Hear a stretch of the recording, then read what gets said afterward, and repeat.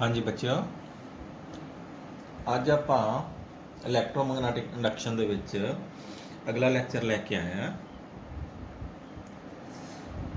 ਪਹਿਲਾਂ ਆਪਾਂ ਪੜ੍ਹਿਆ self induction, coefficient of self induction.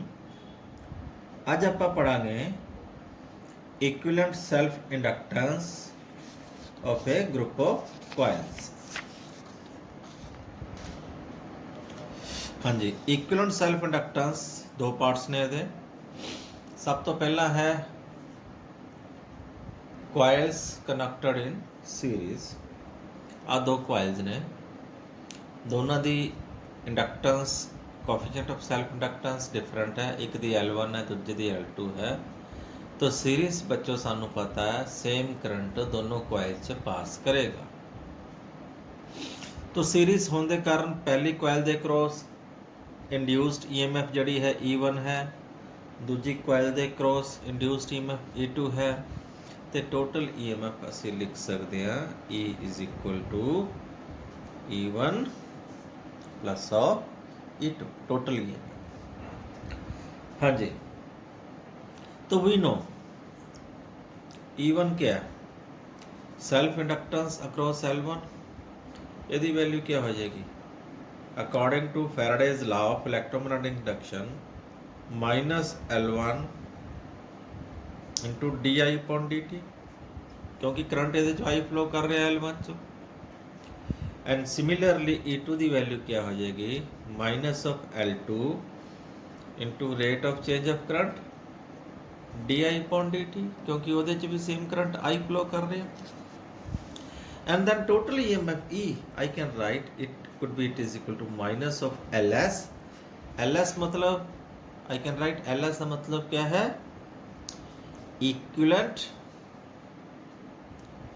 Equivalent inductance in series combination. तो LS into D I upon D T values put कर देने ये means LS into D I upon D T is equal to E1 की थां आप put करते हैं minus of L1 into D I upon D T D I plus minus of L2 into D I upon D T D I upon D T D I upon D T कटिया जाएगा, minus minus minus भी कटिया जाएगा। तो I can write inductance in series combination will be is equal to L1 plus L2।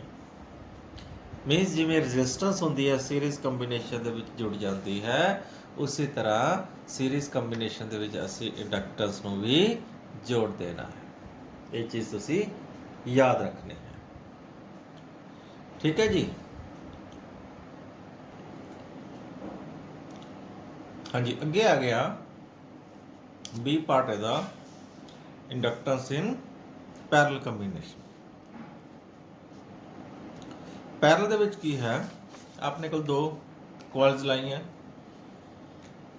L1 and L2 parallel च लाई हैं। Total current I है, I1 और I2 दोनों डिफरेंट करंट पास करेगा। इन पैरेलल कंबीनेशन लिख सकते हैं आप I1 plus of I2 and ये पोटेंशियल डिफरेंस सेम होंगे, पढ़िया ना आप। EMF दोनों L1 ते L2 क्रॉस कंडक्टर दे इंडक्टर दे क्रॉस सेम होएगा।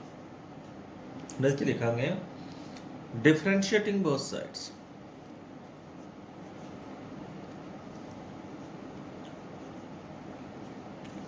Differentiating both sides. खब्बे पासे आ गया D I upon D T is equal to D I one upon D T plus D I two upon D T.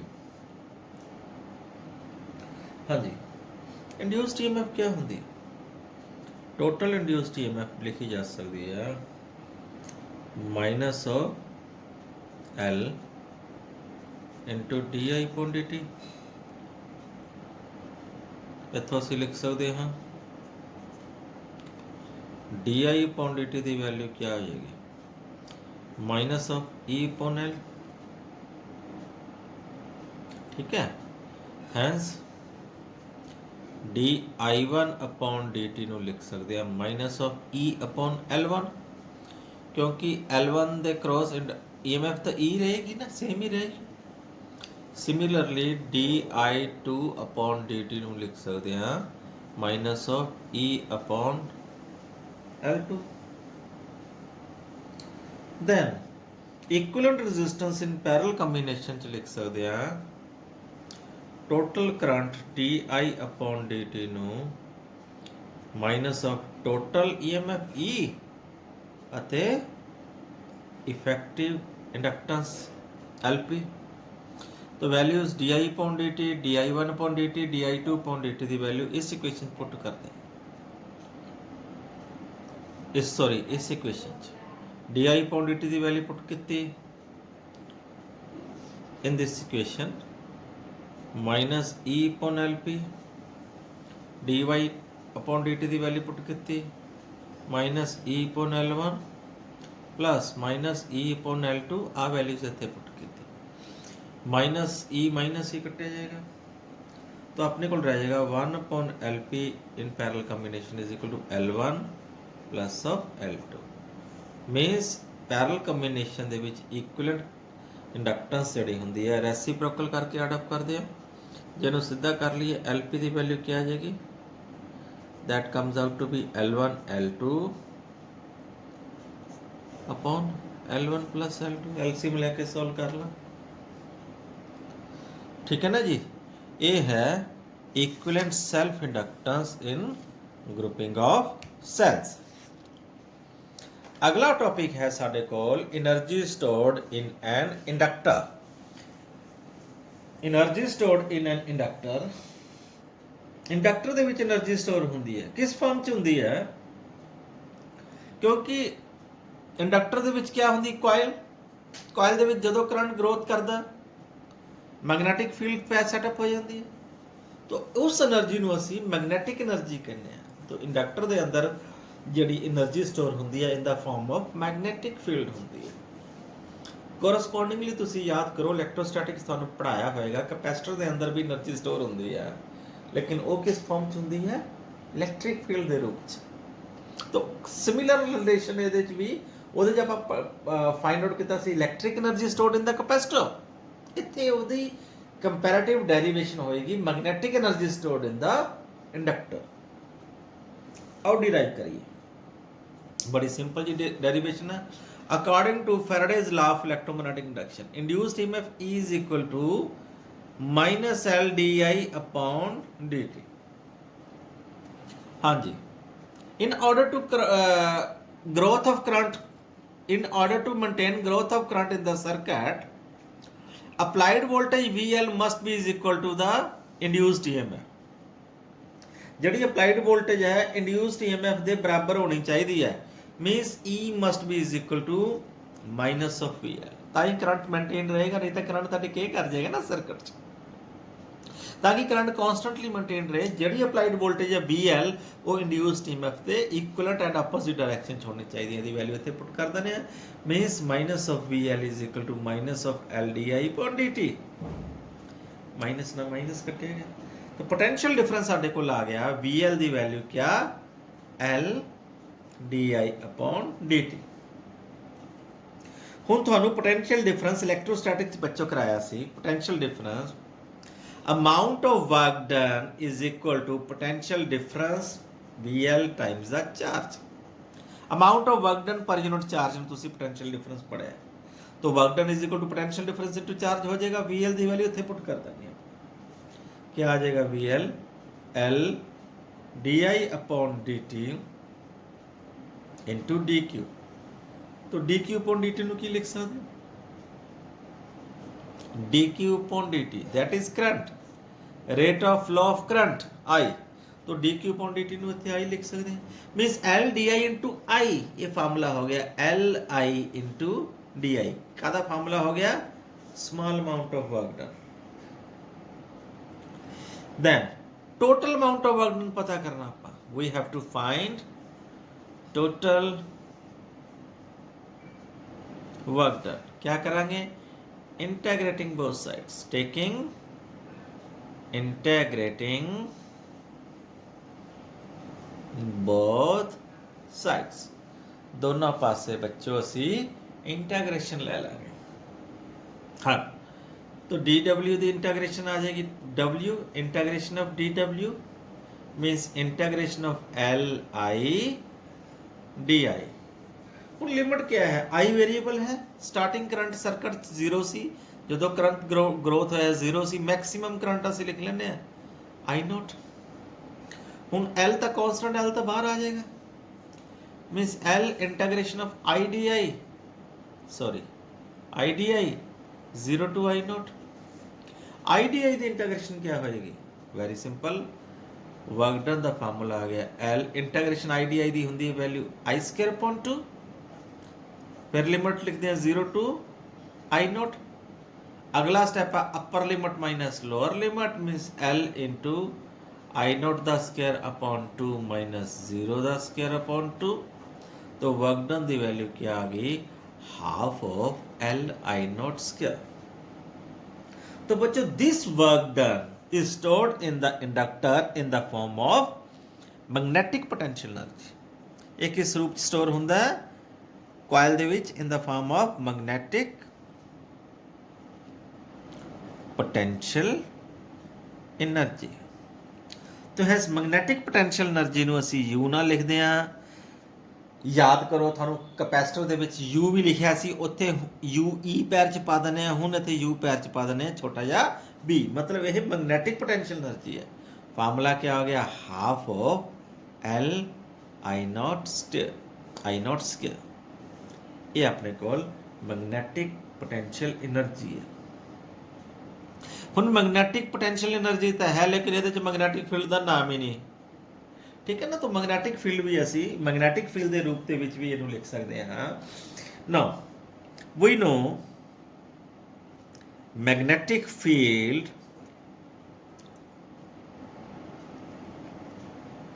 Inside the solenoid क्या होंगी, B is equal to mu naught N into I. हुण इत्थे I की value I naught लिखांगे क्योंकि peak current, इतों I naught कढ़ लेने, आई नोट की वैल्यू हो जाएगी B upon mu naught into N, ये आई नोट की वैल्यू होगी।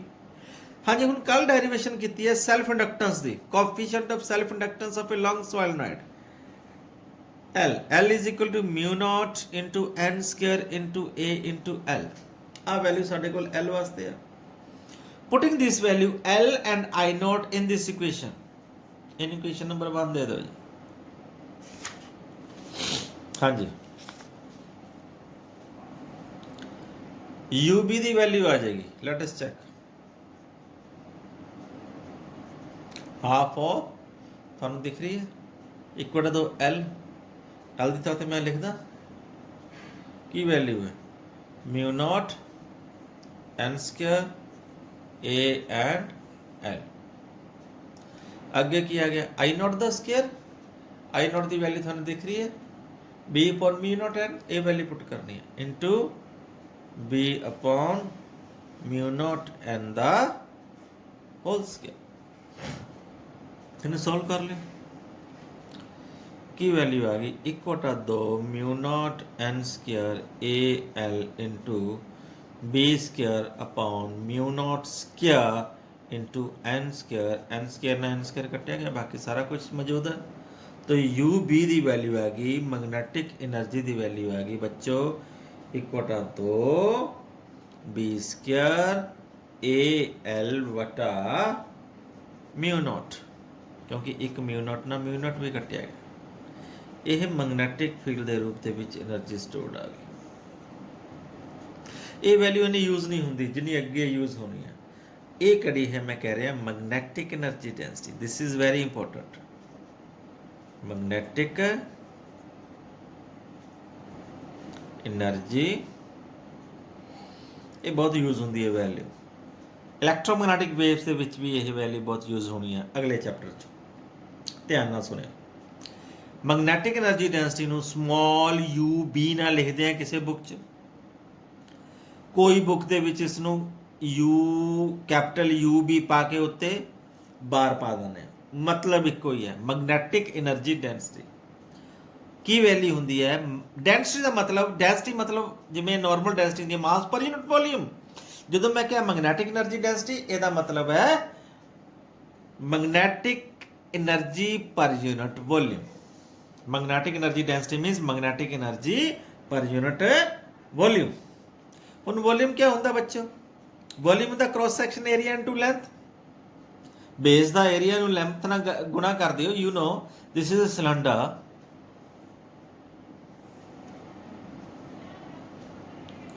हुण इहदे बेस दा एरिया A है, इहदे सिलेंडर दी हाइट L है, तो इहदा वॉल्यूम क्या होएगा? बेस दा एरिया इनटू लेंथ। ये तुसी लोअर क्लासिस 9th पढ़िया होएगा, ईवन दो शायद 9th तो भी छोटी क्लासा 7वीं 8वीं च पढ़िया होएगा। तो मैं वॉल्यूम दी वैल्यू पुट कर सकदा इत्थे ते यूएम दी वैल्यू आप पुट कर सकदा इत्थे। तो मैग्नेटिक एनर्जी डेंसिटी आ गई क्या? Half of B square A L upon mu naught upon volume A L ना ए एल कटिया गया, ये आ गई value half of B square upon mu naught. Very important formula magnetic energy density. U B दी value half of B square upon mu not.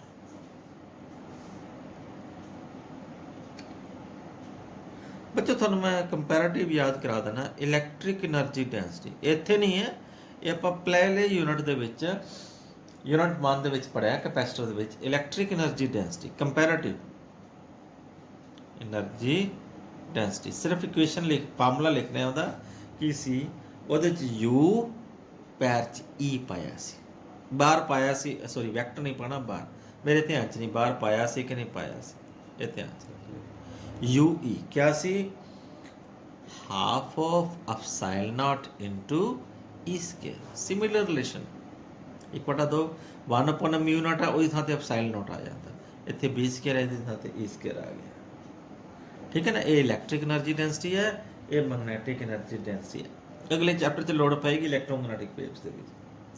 तो ये मैं कहना चाहना कि ये है कि self inductance the which it is almost similar that of kinetic energy. तुसीं कैनेटिक एनर्जी पढ़िया होएगा +1 half of M B square,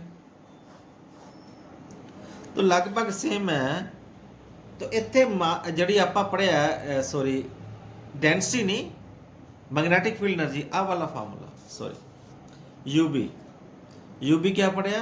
magnetic potential energy, magnetic energy half of L/I0 square, ਇਹਦੇ ਨਾਲ ਮਿਲਦਾ ਜੁਲਦਾ। क्या मास ਦੀ ਥਾਂ ਤੇ L ਆ ਗਿਆ, मतलब जो मास काम करदा ਉਹੀ मैग्नेटिक कॉइल ਦੇ ਵਿੱਚ ਇੰਡਕਟੈਂਸ ਕੰਮ ਕਰਦਾ, ਜੋ ਵੈਲੋਸਿਟੀ ਉਹਦੇ 'ਚ ਚਾਰਜ ਹੈ, ਕੋਈ ਵੈਲੋਸਿਟੀ ਵੀ ਮੋਸ਼ਨ ਹੈ, ਚਾਰਜ ਵੀ ਇੱਥੇ ਮੋਸ਼ਨ ਦੇ ਵਿੱਚ ਹੈ, current flow of current means motion. तो ये सिमिलर फार्मूलेज ने, सिमिलर मीन्स इक्विवेलेंट फार्मूले। सैल्फ इंडक्टेंस सर्किट दे विच वही रोल है जो मैकेनिकल एनर्जी दे विच काइनेटिक एनर्जी का रोल है। ठीक है बच्चों? तो ठीक है, थैंक यू, इन्ना कुछ बहुत है। कल जिहड़ा वीडियो आपां लैके आवांगे वैरी इंपॉर्टेंट, जिन्ना सैल्फ इंडक्टेंस इंपॉर्टेंट सी ते इंटरस्टिंग सी, इस तो वध इंपॉर्टेंट ते इस तो ज़्यादा इंटरस्टिंग होएगा म्यूचुअल इंडक्टेंस। हुण म्यूचुअल इंडक्टेंस बच्चों तुहानूं समझ उदों ही आना ਜਦੋਂ ਤੁਸੀਂ ਸੈਲਫ ਇੰਡਕਟੈਂਸ ਪੜਿਆ ਹੋਵੇ। ਪਹਿਲਾਂ ਆਈ ਵੀਡੀਓ ਨੂੰ ਚੰਗੀ ਤਰ੍ਹਾਂ ਪੜ੍ਹ ਦੇਖ ਲਿਓ, ਇੱਕ ਵਾਰ ਦੋ ਵਾਰ। ਕੋਈ ਡਾਊਟਸ ਹੋਏ, ਕੋਈ ਪ੍ਰੋਬਲਮ ਹੋਏ, ਮੈਨੂੰ ਫੋਨ ਕਰਨ ਤੋਂ ਜਾਂ ਕਮੈਂਟ 'ਤੇ ਟਾਈਪ ਕਰਨ ਤੋਂ ਜਾਂ ਮੈਸੇਜ ਕਰਨ ਤੋਂ ਨਾ ਭੁੱਲਿਓ, ਤਾਂ ਕਿ ਤੁਹਾਡੇ ਡਾਊਟਸ ਕਲੀਅਰ ਕੀਤੇ ਜਾਣ। Thank you, have a nice day.